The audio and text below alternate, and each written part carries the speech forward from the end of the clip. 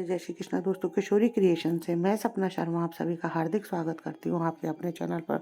दोस्तों, आज के वीडियो में आपके लिए मार्गशीर्ष महात्म्य के अध्याय 3 यानी चौथे दिन की कथा लेकर के आई हूँ। अध्याय 3 में हम आज भाग 1 लेकर के आए हैं। अध्याय 3 के भाग 1 में हम जो गोपी चंदन के महात्म्य के बारे में जानेंगे। पहले के प्रथम 3 दिन की कथा के वीडियो जो है मैंने मेरे चैनल पर डाले हुए हैं, जिनको आप मेरे चैनल पर जाकर देख भी सकते हैं और श्रवण भी कर सकते हैं। आज मैं आपको मार्गशीर्ष मास महात्म्य का अध्याय सुनो, उससे पहले मार्गशीर्ष मास में पूजा विधि और उसके नियमों के बारे में बता रही हूँ। शीर्ष मास में भगवान श्री कृष्ण की विशेष पूजा की जाती है। इस पूजा में स्वच्छता व शुद्धता का ध्यान रखते हुए सरल और सात्विक नियमों का पालन करना चाहिए। और स्वच्छता प्रतिदिन प्रातःकाल स्नान कर भगवान श्री कृष्ण के समक्ष दीपक जलाएं, शुद्ध वस्त्र धारण करें और मन वचन तथा कर्म से शुद्ध रहे। भगवान श्री कृष्ण का ध्यान, श्री कृष्ण के मनोहारी स्वरूप का ध्यान करें। उनकी प्रतिमा या चित्र के समक्ष बैठकर ध्यान पूर्वक पूजा करें। मन में उनके दिव्य गुणों और लीलाओं का स्मरण करें। गीता का पाठ इस मास में भगवत गीता का पाठ करना विशेष फलदायी माना गया है।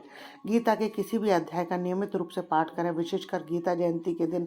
इससे मन को शांति और आध्यात्मिक ऊर्जा मिलती है। आइए मार्गशीर्ष मास महात्म्य का तीसरे अध्याय को जानते हैं, जिसमें हम गोपी चंदन का लाभ और उसके महत्व के बारे में जानेंगे। इससे पहले हमने पिछली कथा में देखा कि भगवान श्री हरि विष्णु बताते हैं। ने आगे पूछा कि केशव, मुझे बताओ कि पुंड कितने प्रकार के होते हैं। मुझे पुंडों के बारे में सुनने की बड़ी जिज्ञासा है। ब्राह्मण जो है 12 पुंड लगावे, क्षत्रिय 4 पुंड लगावे, वैश्य 2 पुंड लगावे और स्त्री और शूद्र जो है 1-1 पुंड लगावे। भगवान श्री कृष्ण कहते हैं कि श्याम वर्ण तिलक लगाने से शांति प्राप्त होती है। वर्ण का तिलक जो है दुश्मनों पर विजय प्राप्त कराता है। वर्ण तिलक जो है लक्ष्मी प्रदान करने वाला होता है। वर्ण का तिलक जो है मोक्ष प्रदान करने वाला होता है। उत्तम तिलकों के बारे में जो है जानकारी प्रदान करी। अब आगे ब्रह्मा जी ने पूछा कि केशव, मुझे बताएं पुंड कितने प्रकार के होते हैं। मुझे पुंडों के बारे में सुनने की बड़ी जिज्ञासा है। भगवान श्री हरि ने कहा, सुनो हे पुत्र, मैं वर्णन करता हूँ। पुंड 3 प्रकार के बताए गए। तुलसी के पौधे की जड़ से निकली मिट्टी से बना 1 पुंड, गोपी चंदन द्वारा पीली मिट्टी से बना पुंड और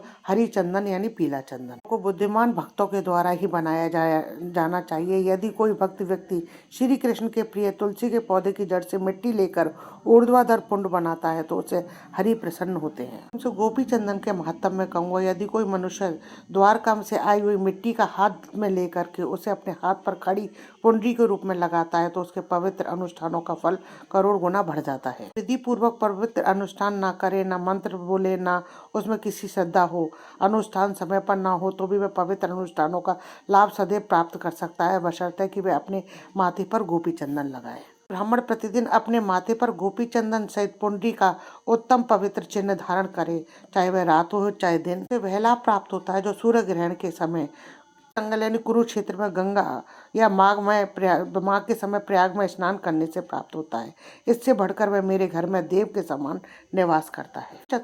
हे चतुर्मुख, जिस घर में गोपी चंदन होता है उस घर में मैं श्री लक्ष्मी के साथ कंस का वध करने वाले के रूप में सदैव निवास करता हूँ, बशर्ते कि वह व्यक्ति गृह स्वामी भक्ति पूर्वक उसे अपने माथे पर लगाए। कोई व्यक्ति द्वारका में उत्पन्न मिट्टी को अत्यंत पवित्र कलयुग में सभी पापों को दूर करने वाली है, वह मेरे मंत्र से प्रेषित है, अपने माथे पर सदैव धारण करता है, तो वह पापों से भरा होने पर भी यम उसे नहीं देख सकेगा। तो यदि कोई व्यक्ति गौ तथा बच्चों ब्राह्मणों का भी वध करता है तो भी यदि उसके माथे पर, भुजाओं पर, वक्षस्थल पर, सिर पर गोपी चंदन के चिन्ह है तो वह मेरे कमलापति के लोक को जाता है। पुत्र, जिस व्यक्ति के माथे पर गोपी चंदन का तिलक है उसे दुष्ट आत्माएं परेशान नहीं करती, ना ही राक्षस, यक्ष, पिशाच, सर्प, भूत, प्रेतों के समूह पीड़ा पहुंचाते हैं। मेरी शक्ति से वह उनसे प्रभावित नहीं होता। किसी व्यक्ति के माथे पर सीधा और कोमल ऊर्ध्वाधर पुंड है दिखाई देता है तो वह जिसमें अंधे बुद्धात्मा के भले ही वह चांडाल हो, वह सम्मान वर्ग के योग है। पवित्रता से रहित पापी व्यक्ति ने भले ही स्नान किए बिना पवित्र अनुष्ठान किए हों, लेकिन यदि वह गोपी चंदन के संपर्क में आता है तो वह तुरंत पवित्र हो जाता है। कोई व्यक्ति अशुद्ध हो सकता है, वह दुराचार का दोषी हो सकता है, उसने बड़े महान पाप किए हो सकते हैं, परंतु यदि उस पर ऊर्ध्वाधर पुंड का चिन्ह लगा हो तो वह सदैव शुद्ध और स्वच्छ हो रहेगा। चतुर्मुख, मुझे प्रसन्न करने के लिए या मंगल की कामना से या अपनी रक्षा के लिए मेरे भक्त को मेरी पूजा या होम के समय, चाहे वह सायंकाल में हो चाहे प्रातःकाल, सांसारिक अस्तित्व का नाश करने वाले ऊर्ध्वाधर पुंड धारण करना चाहिए।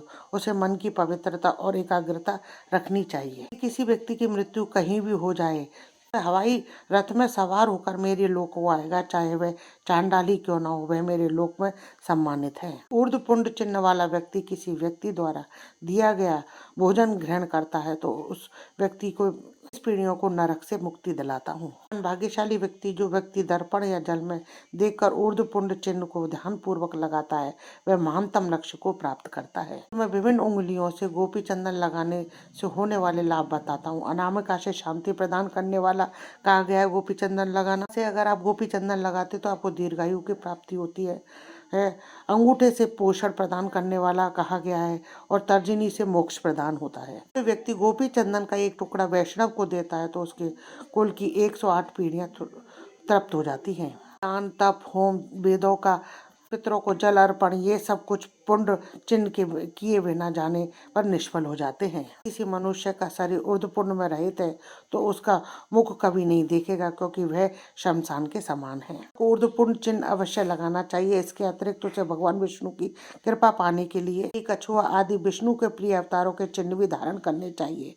यह महाविष्णु को बहुत ही प्रिय है। कलयुग में कोई मनुष्य मेरी नगरी द्वारका की मिट्टी लेकर अपने शरीर पर मछली या कछुए के चिन्ह बनाता है तो श्रेष्ठ ये जान लेना चाहिए कि मैं उसके शरीर में प्रविष्ट हो गया हूँ। उसमें और मुझ में कोई भेद नहीं है, पर यह कार्य कल्याण चाहने वालों को ही करना चाहिए। किसी मनुष्य के शरीर पर मेरे अवतारों के चिन्ह दिखाई देते हैं तो उसे मनुष्य नहीं समझना चाहिए, निश्चय वह मेरा शरीर है। क्योंकि मैं उस देहधारी आत्मा का पाप पुण्य बन जाता है जिसके शरीर पर मेरे शस्त्र खींचे हुए दिखाई देते हैं। चिन्हों से चिन्हित है अर्थात मछली और कछुए के चिन्ह से उसके शरीर से मेरा तेज समाया हुआ है। उसके शरीर पर शंख, कमल, गदा, चक्र, फर्श और कश्यप ये सब कुछ अंकित हुए पुण्यों की वृद्धि करता है और सैकड़ों जन्मों के पापों का नाश करता है। शरीर पर नारायण के शस्त्र अंकित रहते हैं उस मनुष्य को यमराज क्या हानि पहुंचा सकते हैं, चाहे वह करोड़ों पाप क्यों न किए हुए हो। प्रतिदिन दाहिनी भुजा पर शंख का चिन्ह अंकित हो तो उसे वह फल प्राप्त होता है जो शंखोद्धार तीर्थ में निवास करने वाले को करोड़ों जन्मों में प्राप्त होता है। उसे वह फल प्राप्त होता है जो बताया गया है। शंख के ऊपर कमल का चिन्ह अंकित हो तो पुष्कर में कमल नयन भगवान के दर्शन से करोड़ गुना फल प्राप्त होता है। जिस व्यक्ति की बाईं भुजा पर लोह गदा अंकित दिखाई देती है उसे गदाधर विष्णु प्रतिदिन गया पवित्र स्थान जाने का पुण्य प्रदान करते हैं। श्रोताओ, स्कंद पुराण के मार्गशीर्ष महात्म्य में तृतीय अध्याय बहुत बड़ा है, अतः इसे मैं 2 भाग में सुनाऊंगी। प्रथम भाग यहाँ समाप्त हो रहा है, तीसरे अध्याय का दूसरा भाग अगले वीडियो में आपके लिए जल्द लेकर आऊंगी। तब तक के भगवान श्री हरि के नाम का जप करते रहे, मेरे साथ बने रहे। वीडियो अच्छा लगे लाइक शेयर करें, चैनल को सब्सक्राइब करें, पास ही बेल आइकन को दबाएं ताकि आने वाले हर नए वीडियो का नोटिफिकेशन आपको मिल जाए। कमेंट्स बॉक्स में जो जय श्री कृष्ण अवस्था लिखें। राधे राधे। हिंदू धर्म, रीति रिवाज, कथा कहानी जानने के लिए चैनल पर बने रहने के लिए बहुत बहुत धन्यवाद।